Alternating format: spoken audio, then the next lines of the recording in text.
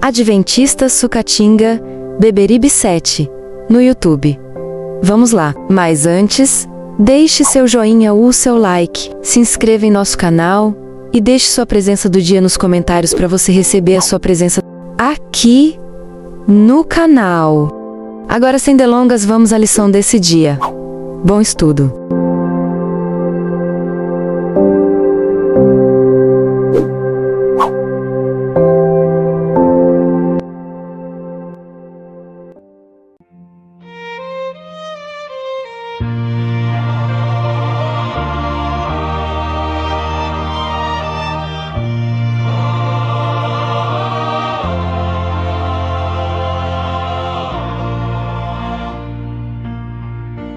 Que a palavra dita por vocês seja sempre agradável,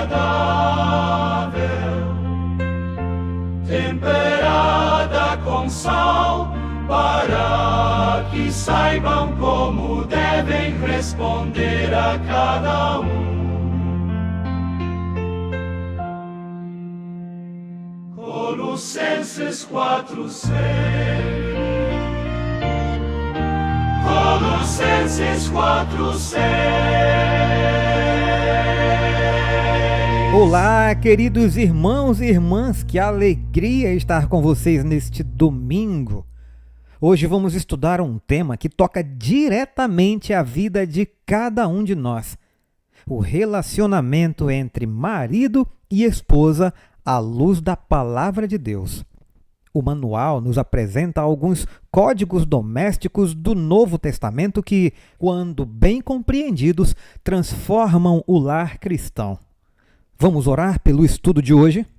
Santíssimo e poderoso Deus, nos achegamos a Ti, ó Pai, gratos pela Tua misericórdia, pelo Teu amor, pelo cuidado com que o Senhor tem para com as nossas famílias, pais, mães, filhos, mesmo sabendo, ó Deus, que muitos passam por dificuldades, distanciamento dos teus caminhos, e por isso nos achegamos a Ti, através desse estudo, para que o Teu Espírito Santo venha nos dizer, nos mostrar, nos revelar se estamos no caminho certo ou se há algo que precisamos fazer para nos alinhar à Tua vontade. Em nome de Jesus. Amém. Domingo 15 de março, o tema de hoje, marido e esposa. Várias instruções para o lar cristão aparecem no Novo Testamento. Vamos ler algumas delas? Efésios capítulo 5, versos 21 ao 33. Sujeitem-se uns aos outros no temor de Cristo. Esposas, que cada uma de vocês se sujeite ao seu próprio marido como ao Senhor. Porque o marido é o cabeça da esposa, como também Cristo é o cabeça da igreja, sendo ele próprio o salvador do corpo. Como, porém, a igreja está sujeita a Cristo, assim também a esposa se sujeite em tudo ao seu próprio marido. Maridos, que cada um de vocês ame a sua esposa, como também Cristo amou a igreja e se entregou por ela, para que a santificasse, tendo-a purificado por meio da lavagem de água pela palavra, para a apresentar a si mesmo como igreja gloriosa, sem mancha, nem ruga, nem coisa semelhante, porém santa e sem defeito. Assim também o marido deve amar a sua esposa como ama o próprio corpo. Quem ama a esposa, ama a si mesmo, porque ninguém jamais odiou o seu próprio corpo. Ao contrário, o alimenta e cuida dele, como também Cristo faz com a igreja. Porque somos membros do seu corpo. Eis porque o homem deixará o seu pai e a sua mãe e se unirá à sua mulher, tornando-se os dois uma só carne. Grande é este mistério, mas eu me refiro à igreja e a Cristo. No entanto, também quanto a vocês, que cada um ame a própria esposa como a si mesmo, e que a esposa respeite o seu marido. Esses códigos domésticos, como o autor chama, são como chamados não impõem uma hierarquia rígida, mas apresentam diretrizes que tornam as relações mais equilibradas e edificantes para todos. Para respondermos à pergunta de hoje, vamos ler Colossenses capítulo 3, versos 18 e 19, que dizem: Esposas, que cada uma de vocês se sujeite a seu próprio marido, como convém no Senhor. Maridos, que cada um de vocês ame a sua esposa e não a trate com amargura. Que equilíbrio você percebe nesses versos? E quais conselhos adicionais Paulo dá em Efésios capítulo 5, versos 22 ao 25 e verso 33, que nós lemos lá no começo? Irmãos, agora atenção ao que esse texto não diz. Ele não ensina que mulheres devem se submeter a todos os homens. O texto não ensina subserviência sem critério. Não apaga a individualidade da esposa e o marido não pode ser a consciência da esposa. A condição fundamental é como convém no Senhor. A lealdade da esposa é primeiramente ao Senhor e depois ao marido. Se o marido pedir algo que contrarie a palavra de Deus, a esposa não tem obrigação de obedecer. Em Efésios, capítulo 5, verso 25, diz: Maridos, amem suas esposas, assim como Cristo amou a igreja e a si mesmo se entregou por ela. O modelo de amor para o marido não é o amigo, não é o casamento do vizinho, é Cristo. Isso significa o quê? Fidelidade. Não importa o custo. Decisões sempre pensando no bem da esposa.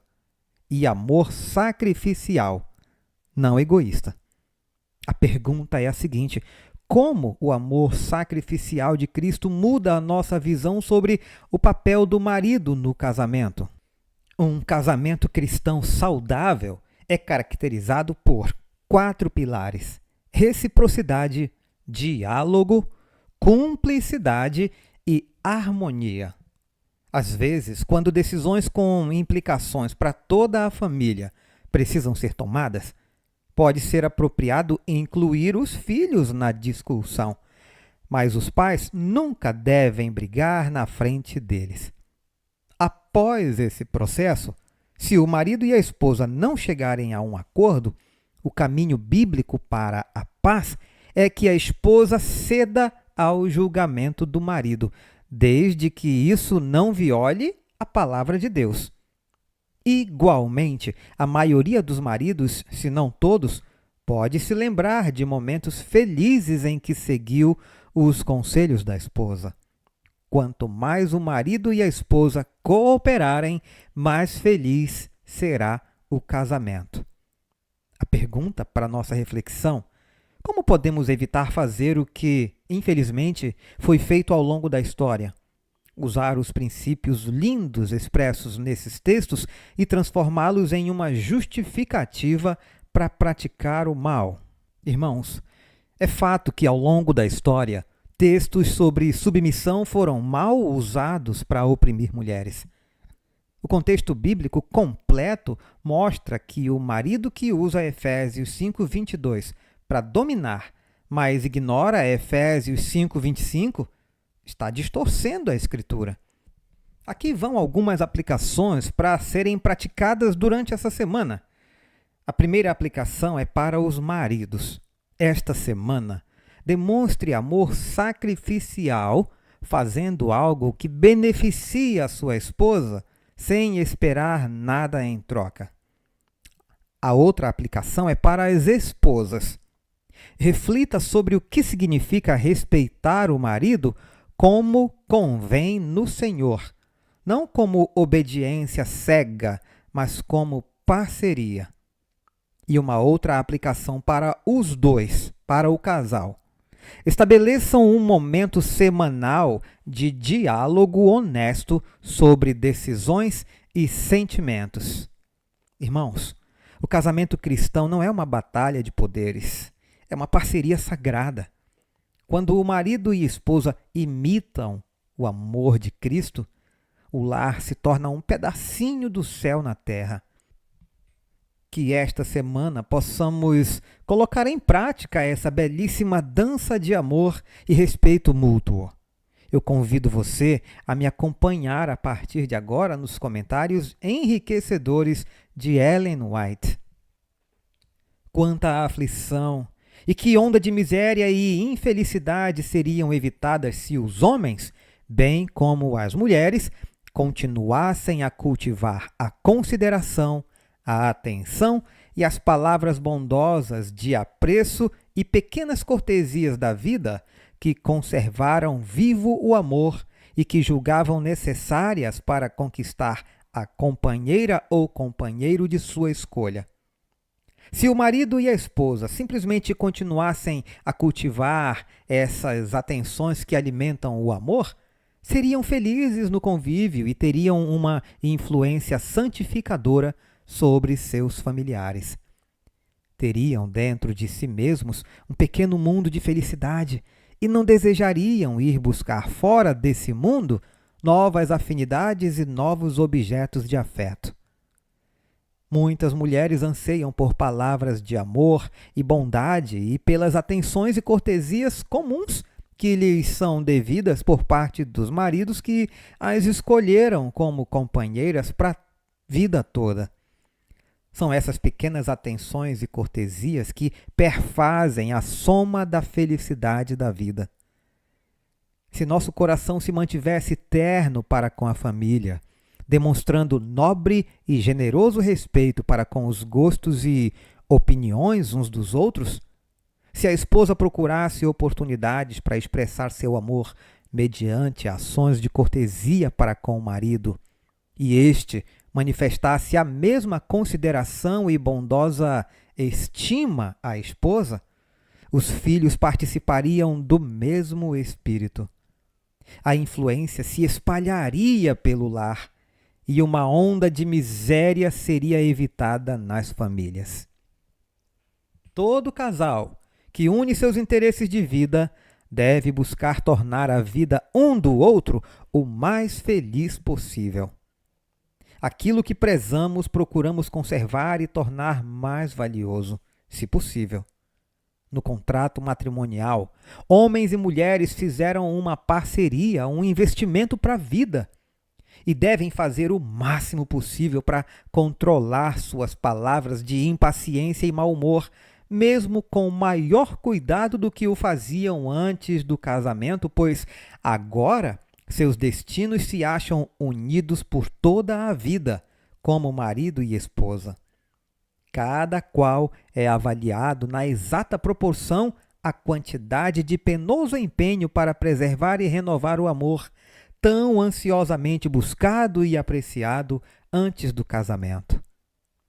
Em vez de encerrarem-se em seu amor e afeição mútuos, devem aproveitar todas as oportunidades de contribuir para o bem dos outros, distribuindo a abundância de sua afeição em atos de puro e santificado amor pelas pessoas que, à vista de Deus, são tão preciosas como eles mesmos, visto como foram compradas pelo infinito sacrifício de seu Filho unigênito.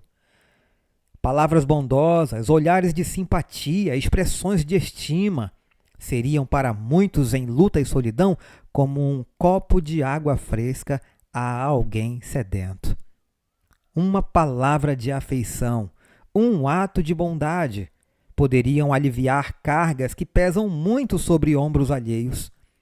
E palavras de conselho, admoestação, advertência, provindas de um coração santificado pelo amor, são tão necessárias como uma efusão de sentimentos de afeto e expressões de estima. Cada palavra ou gesto de desinteressada bondade, dirigidos a pessoas com quem somos levados em contato, são expressão do amor que Jesus manifestou por toda a família humana. Nos lugares celestiais, 19 de julho. Que passagens poderosas e tão necessárias para os nossos dias, quando tantos casamentos têm se desfeito, se diluído por tão pouco. Que Deus nos ilumine, nos dê coragem para cumprir com a sua palavra na nossa vida, na vida do nosso semelhante. Eu aguardo você amanhã para prosseguirmos nesse estudo. Um forte abraço, fiquemos todos com Jesus. Que a palavra dita por vocês seja sempre agradável,